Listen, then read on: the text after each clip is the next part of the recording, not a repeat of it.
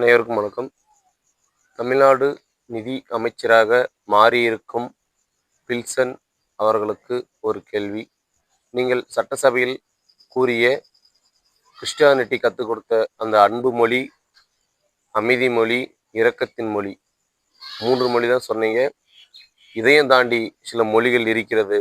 அதுதான் நெல்லையில் மத போதகர் சிறுமிகளை பாலியல் வன்கொடுமை செய்து தூக்கு தண்டனை பெற்றிருக்கும் மொழி.